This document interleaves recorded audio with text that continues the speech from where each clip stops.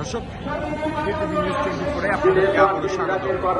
সুজন মজুমদার এই মুহূর্তে যুক্ত আছি রাজধানী প্রেস ক্লাবের সামনে, যেখানে বৈষম্যের শিকার চলমান যোগ্য সকল বেসরকারি প্রাথমিক বিদ্যালয় জাতীয়করণ এবং ৩রা ফেব্রুয়ারি মাননীয় প্রধান উপদেষ্টার কার্যালয় হতে প্রেরিত যে চিঠি, সেই চিঠি দ্রুত বাস্তবায়নের জন্য অবস্থান করছেন। তারা ৩ দিন আগে জানিয়েছিলেন তাদের চিঠি সচিবালয়ে প্রেরণ করা হয়েছে, কিন্তু সচিবের কর্তৃপক্ষ থেকে তার কোনো অগ্রগতি দেখা যায়নি, যে যার ফলেই কিন্তু তারা যুক্ত হওয়ার পরে তারা বিভিন্ন অবস্থান কর্মসূচি পালন করছেন ৩ দিন যাবৎ। দর্শক, সকল বিভাগ থেকে সারা দেশ থেকে প্রাথমিক বিদ্যালয়ের সরকারি প্রাথমিক যে শিক্ষক সমিতি আছেন, সেই শিক্ষক সমিতির শিক্ষক শিক্ষিকা বৃন্দ তারা কিন্তু যুক্ত হয়েছেন এবং অবস্থান করছেন। আমরা তাদের এমন একজনের কাছ থেকে শুনব আসলে দাবিগুলো কি, কতদিনের অবস্থা। 13 সালে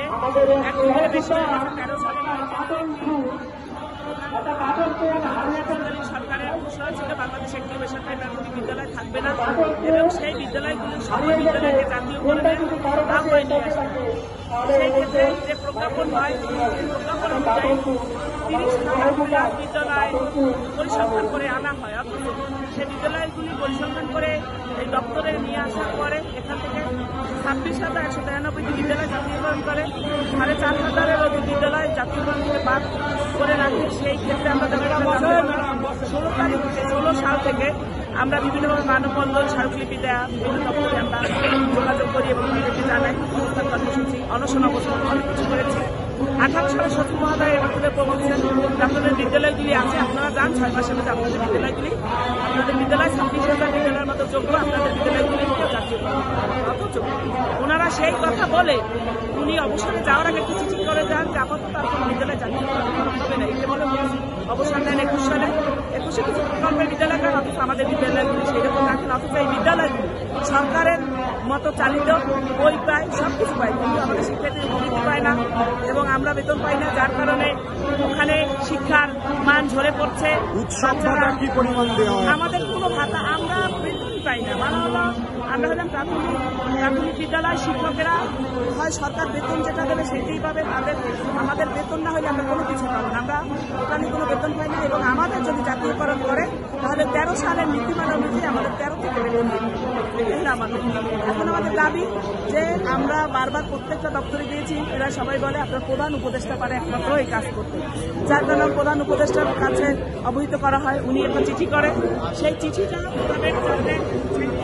বাস্তবায়নের জন্য এখানে বসছি যে মন্ত্রণালয় যেন আমাদের পক্ষে, যেহেতু আমাদের তালিকা আমাদের ডকুমেন্ট সব ওনাদের কাছে আছে, ওনারা জানে আমাদের বিদ্যালয়গুলি চলমান, ওনারাই আমাদের বই দেয়, আমাদের বিদ্যালয় সব কিছু জানে, যার কারণে আমরা চাই আমাদের পক্ষে যেন ওনারা প্রধান উপদেষ্টার কাছে সেই চিঠিটা লেখে। তার জন্য আমরা অবস্থান কর্মসূচি নিয়েছি এবং তারা যেন মাঠে এসে আমাদের আশ্বস্ত করে। সচিবালয় থেকে কি ধরনের অগ্রগতি দেখতে পাচ্ছি? সচিবালয় থেকে আসলে তারা চায় না যে আমাদের বিদ্যালয়গুলি জাতীয়করণ হোক, কারণ ওনারাই দুর্নীতি করে বাদ করে রেখেছে। আমাদের যোগ্য বিদ্যালয় বাদ দিয়ে অযোগ্য বিদ্যালয় করেছে নিজেদের স্বার্থের জন্য, নিজ এলাকায় নিজেদের নামে বিভিন্ন পদে ওনারা এরকম করেছে, যার কারণে এই কাজটা এখন তারা হাত দিলে একটা সমস্যার সৃষ্টি হতে পারে।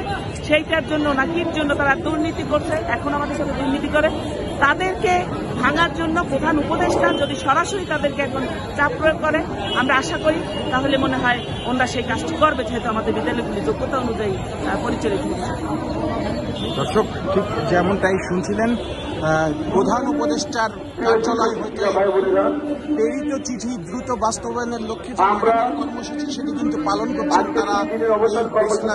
প্রেস ক্লাবের সামনে থেকে আপনাদের সাথে যুক্ত ছিলাম আমি, সুজন মজুমদার, KTV নিউজ ঢাকা।